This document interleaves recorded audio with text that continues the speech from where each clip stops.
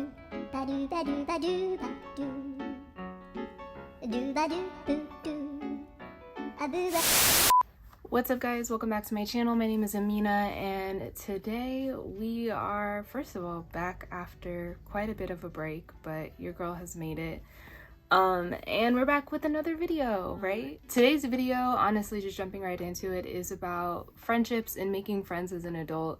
This has come up just in talking to my own best friend in particular, but just friends in general, about how different, I don't want to say like how hard, but how different and how challenging it can be to make friends as an adult. And honestly, I feel like it's kind of a general consensus that making friends as an adult is either difficult, it's weird, it's not the same the way it used to be. And I feel like we kind of have to acknowledge that that is correct.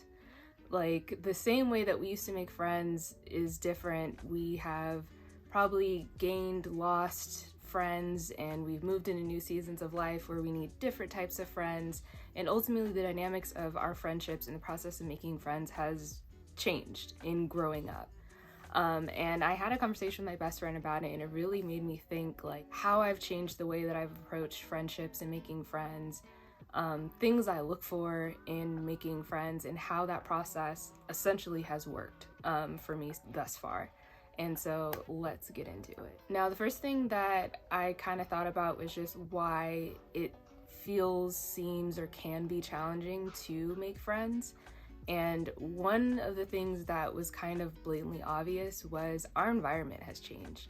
We used to make friends in the bubble of childhood, of school, of youth sports, or whatever the case is. Just being a kid, it was a safer space just to kind of make friends, whether it was in school and you're moving through the process of school with roughly the same people, or people in neighboring schools, and it's just kind of a very similar space. And now we're out in the world of work, and your environments can't necessarily just be friends, friend-based, because maybe you have to maintain professional boundaries. You just have regular boundaries between your workspace and your personal space. And it just kind of changes the way that you make friends, and you kind of put more effort in. Honestly, you have to show up in spaces where people have similar values, and you kind of have to seek it out more. And because of that environment change, if you're not actively kind of seeking it out and exposing yourself to new people, then you're probably not going to encounter new friends. The second thing, and I'm going to preface this by saying these are terms that I've entirely come up with on my own in my journey of making friends and just observing people and just having different experiences. But a second thing that I found to be challenging in making friends is the type of currencies that people deal in are just completely different. And what I mean by currency is essentially the value that someone else feels that they present to you to take in as a value. And while that can be all fine and good, there's some people that operate in currencies that are not necessarily personality traits, but they present them as such.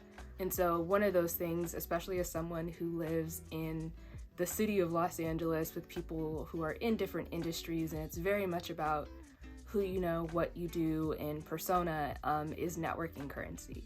There are plenty of people that operate in the currency of who they know, who they've met, and different things like that. And that's part of their personality, or essentially what they present as value. And I realize while some people can think, oh, it's very fake, it's very vain, because that is currency in some spaces, they will bring it into spaces where essentially you're trying to build friends, but it's not a personality trait to really connect with, unless you're just looking for the opportunity to network, in which that currency applies. The second type of currency that I found to be hindering, and this can go for men, but of course I'm speaking especially for a female making female friends, is pretty currency. This is kind of an offshoot of what we all know as pretty privilege, but pretty currency to me is when you actually try to deal in the value of being attractive and essentially take on attractiveness as a personality trait, even though it's a physical trait. And this is another thing that could be easily dismissed as like, maybe that person's shallow, maybe this. But what I found is that there are women who are really nice, but they just have not been challenged to operate outside of pretty privilege, and therefore they deal it with pretty much everyone with that same currency of pretty currency. And so you're like, kind of like, okay, you're beautiful, that's great, but like, who are you? Like, are you kind? Are you funny? Are you generous? Are you, I don't know, like, who are you as a person, essentially? But pretty currency can be a hindrance in getting to know someone, because when someone's dealing in something that's not necessarily a personality trait, it just makes it harder to make that connection with them. The second thing that I dial down to and how I'm intentionally making friends is classifying the type of friendships I have. Because like I mentioned, you have different friends in different seasons, but I feel like realistically, you also have different friends from different environments or different situations. And it's fair to have those friendships, but I think it's important to classify them so that you set proper expectations and can actually hold down those friendships. The two different type of friend categories that I just kind of keep in my mind subconsciously, but this has kind of forced me to actually put some titles to things, are friends of circumstance.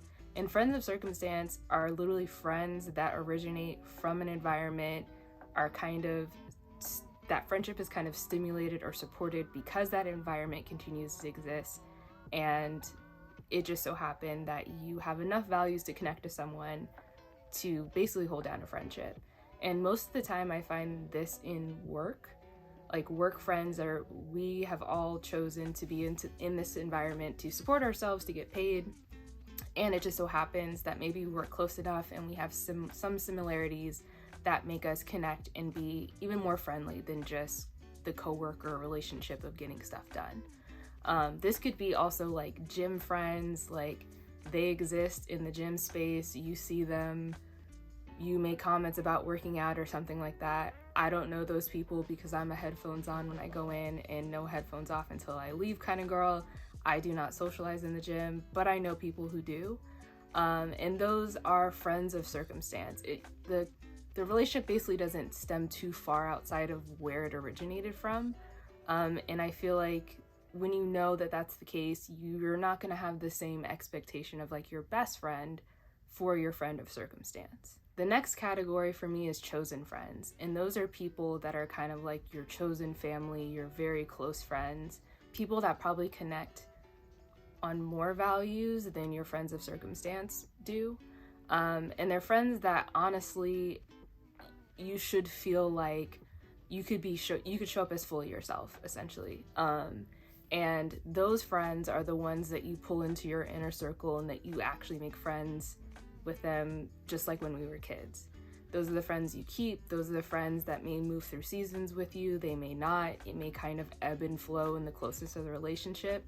But those are the friends that when you're talking about I'm trying to make best friends, that would be the category of friends that I would associate that with. So why does this even matter and why have I spent any time on this? Honestly, I feel like we're all adults trying to figure this stuff out. We're trying to figure out how to put our lives together in a way that makes us happy, that makes us feel supported. And honestly, I feel like friendships are one of those things that just kind of go unaddressed. When it comes to intentionally letting people into your life, it's kind of like dating.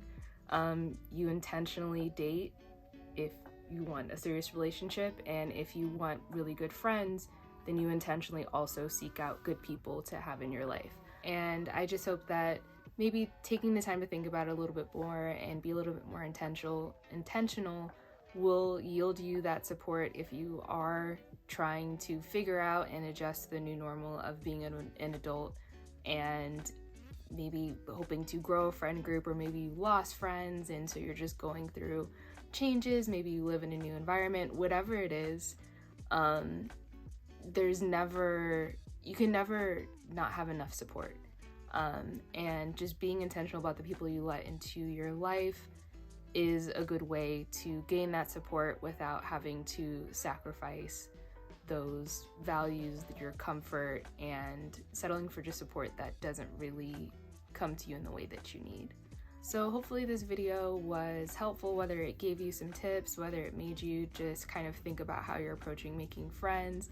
I would love to hear your feedback because this is all just experience, and I'm also open to anyone else's tips, tricks, journeys, experiences, adventures. So please feel free to drop them in the comments below, and I will see you next time. Thanks for watching. Bye.